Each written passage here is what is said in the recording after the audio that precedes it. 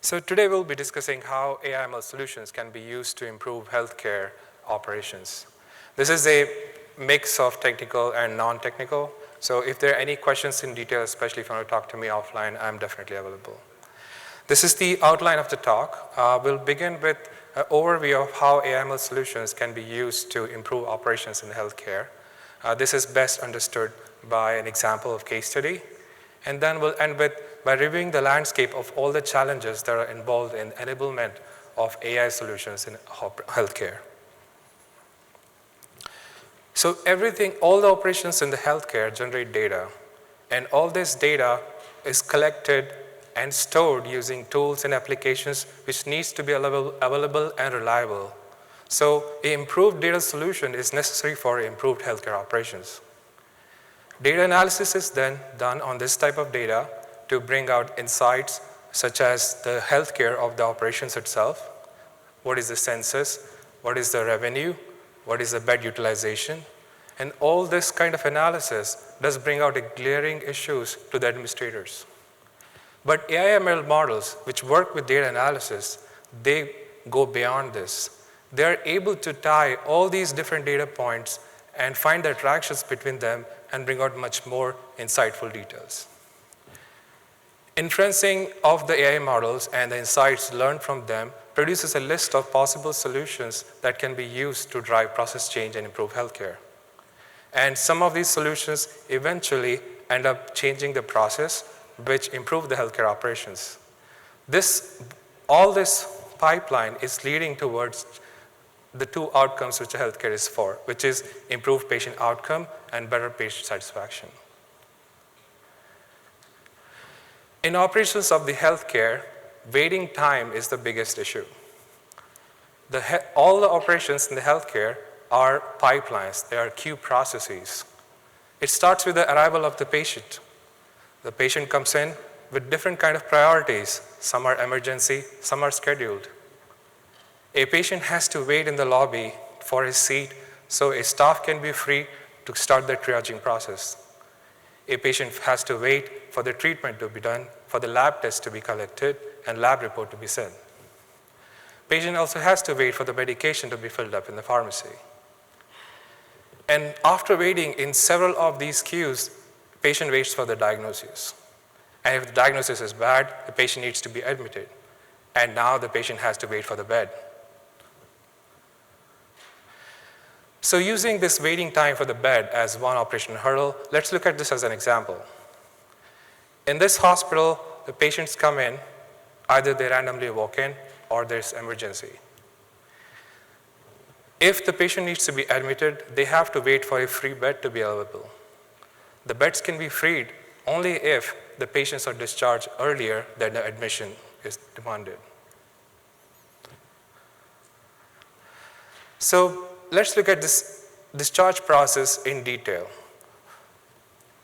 When a patient is admitted as an inpatient hospital, every day the rounding starts.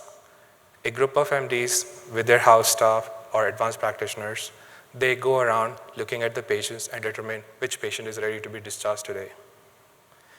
If the patient is to be discharged, one of the staff will submit a discharge order. This kicks off several activities which are related to the discharge.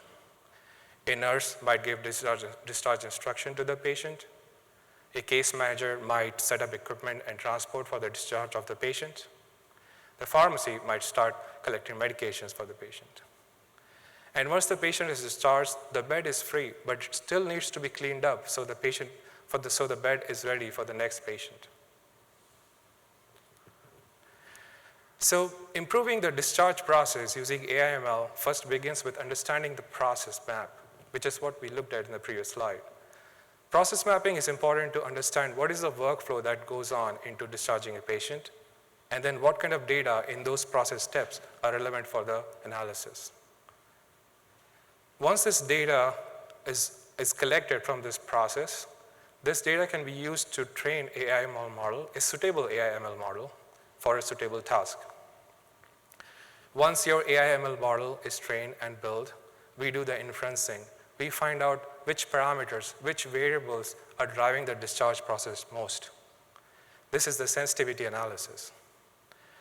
After doing the sensitivity analysis of these variables, some of these variables or the factors may not be feasible for doing a process change. For example, you cannot change the number of patients coming to the hospital, but you can change the number of staff. You can schedule patients. So this feasibility is a very important concept which only happens if you have a good AI model producing good results. Here's an example of a synthetic data set which I've used in this case study. Here is a cumulative probability density plot, which on the x-axis is showing the hour of the day.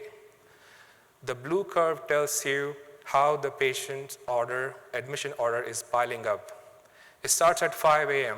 Patients started coming in, maybe there is a surgery scheduled early in the morning, and the blue curve rises quickly. There is a demand for beds to be available. The patient needs to be admitted. But the discharge process starts much later in the day. It starts around 10 a.m. The patient starts getting discharged. So the gap between this blue curve and the orange curve is when the patient is waiting for the bed to be freed up. This is seen on the chart next to it, where we are looking at if the patients are discharged much earlier in the day, then you have more number of patients who get bed immediately. They have to wait less.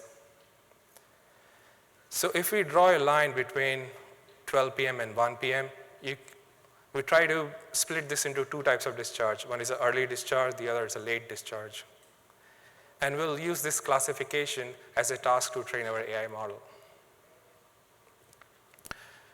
This is a fully connected dense neural network as an example. I'm not going to go in all the details, but what happens is it takes all these inputs that we're going to discuss, and it produces an output which is somewhere between 0 and 1. And we use a threshold to decide whether the AI model is telling us it's an early discharge or a late discharge. Here is the discharge process again. So you have the inpatient, the rounding starts. The rounding is comprised of MDs and advanced practitioners and house staffs which go and look at the patients. They identify which patient needs to be discharged. So this is the beginning of the discharge process, which starts off a series of sequence of events which end up discharging the patient. Here are the inputs to our model. The workload obviously is the number of discharges, the number of patients which need to be discharged. Then you have the staff count, which is the number of MDs, the advanced practice providers, nurses, and other staff which are engaged in the transportation and equipment and pharmacy. And then there are types of cases which are not normal. Some patients do require extra care. The case needs to be matched with equipment and transportation. And then comes the rounding time. At what time in the day, in the morning, did the rounding start and started off the activities leading to the discharge of the patient? Here's the result of training of the model. If we provide input, which is only the number of discharges and the number of staff, the training accuracy is 90%, and the test accuracy is about 87%. We are breaking down this accuracy into two parts. One is for the early discharge and is a late discharge.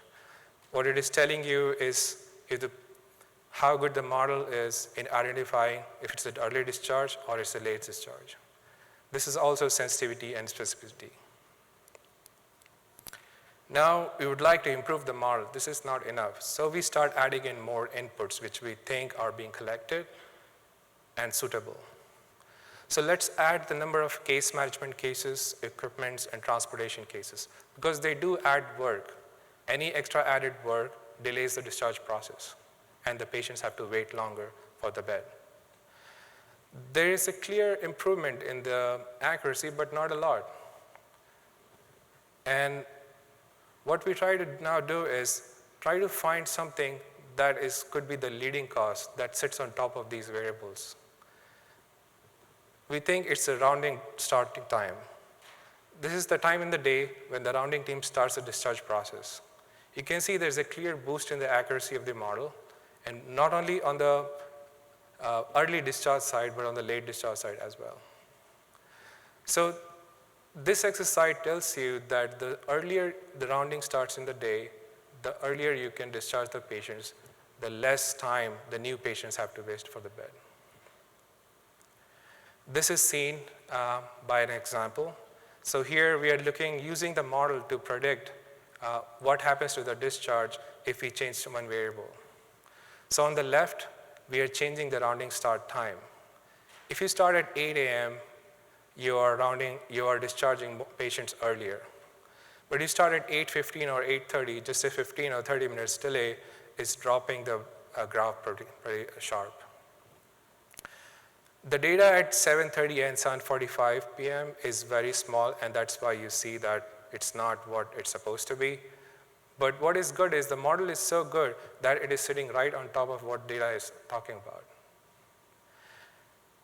On the right side, we're looking at the number of discharged MDs. The more number of doctors you have, the more number of rounding teams, and the patients can be discharged earlier. However, the amount of increase or the benefit of early discharge levels off pretty quickly after 2 or 3 MDs. So this is telling you how sensitive it is at what value of the variable. And now I would like to end this with the real operation challenges. We looked at what kind of data being collected can make good AI models. Data collection is the key and number one requirement for good AI models. If the rounding start time is not captured anywhere in any documentation, then the most important variable to make a good AI model is missing. Next comes the data accuracy. There are timestamps which are recorded after finishing of the activity and the beginning of the next activity. Suppose these recording of the timestamps is manual, that means somebody has to go and press a button. You can imagine there is already a human-induced error in those variables. So accuracy is important as well, and both of these lead to better data quality. There are complex interactions. We are trying to reduce all these complex human interactions into one single row or data points, which, as you know, is not accurate. But it's the best we can do. Complex interactions such as staff-to-staff conflict is not measurable. So there are these dependencies which impact the workflow and cause obvious delays, but they are not measurable and they're complex. Next comes the uncontrollable measurements. We looked at this earlier. If there are more number of patients coming to the hospital, there's nothing you can do about it. Right? And the last part is the explainability and the changing of the adoption. The AI explainability, as you know, is a difficult concept. In operations, it is even more difficult because of the challenges of the data, and also it is very difficult to explain why the model is saying that increasing the number of MDs after 4 is not helping you, because there is not enough data in reality for the model to tell you that this is indeed the case. This happens because when you have more number of, when there's not enough variation in the parameters, then there is less sensitivity of the data. The last but not the least is the adoption in the change. To drive a process change in the discharge process, the staff and the administration have to agree that this is the change that we need to do to come to a better outcome. And lastly, I will end with this note that the AI models in the healthcare operations are very important, not only to free up the time of the staff, not only to reduce the wait time of the patient, but also to make the staff, reduce the burnout of the staff, but also help the staff connect to the patients at a human level. So there's a big win-win here. And that is all I had today. Thank you.